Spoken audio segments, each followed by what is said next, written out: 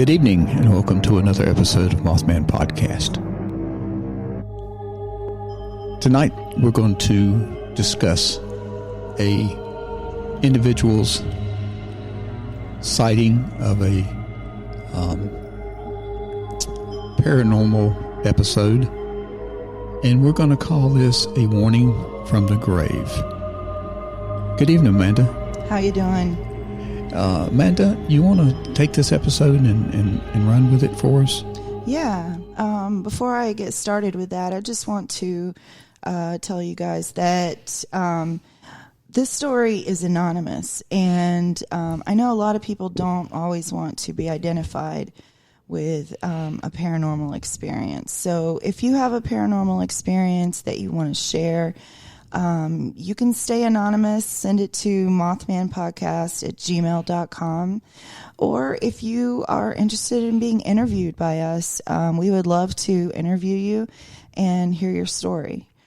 And we also have the ability to do a phone interview with you over the podcast. So if you'd like to call in, you can give your name or not and talk to us about your encounter or whatever's come about in the paranormal world in your life. So be happy just to call in and talk to us. We'd love to hear from you.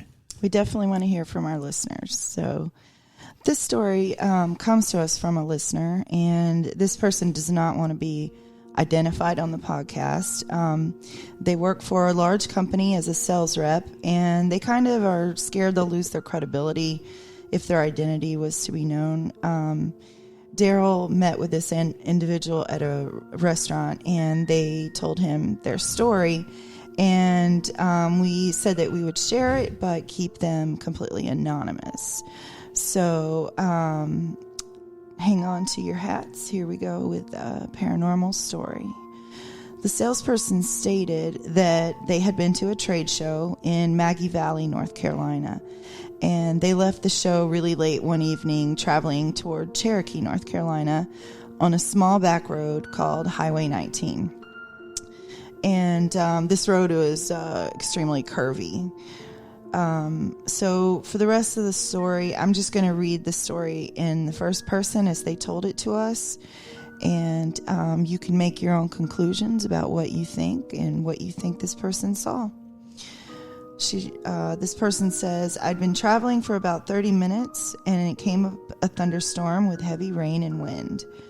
I could barely see the road in front of me. Just as quick as the storm came up, it passed and left the road wet, and my windshield started to fog up due to the difference in temperature on the outside and inside of my car. This was causing me to have a hard time seeing out of the windshield. While I was driving and constantly trying to clear the windshield, I saw what appeared to be a small figure waving their arms, indicating that they wanted me to stop the car.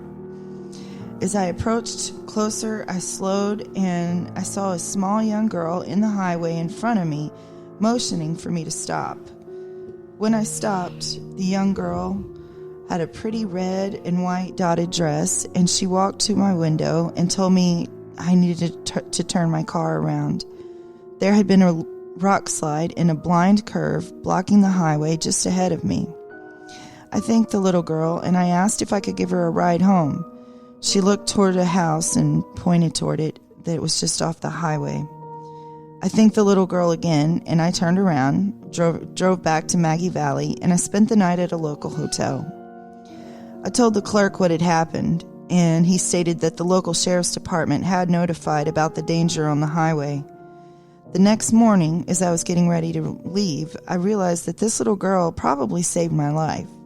So I decided to give her a little gift, and on the way out of town, I stopped and made a purchase. I drove back to the house that the little girl motioned to. Upon arriving, I knocked on the door, and a lady came to the door. I asked if I could speak to the little girl, and she said, "What little girl?" I explained what had happened, and she asked me what the little girl looked like.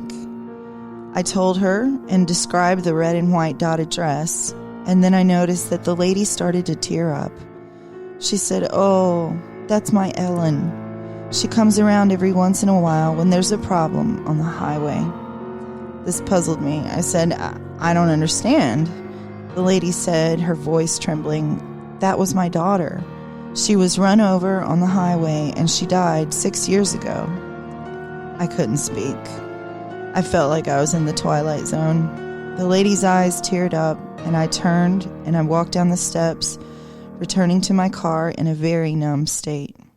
To this day, I can't drive down that highway, but I know in my heart that if I did, I'll be safe because there's someone looking after those who travel Highway 19.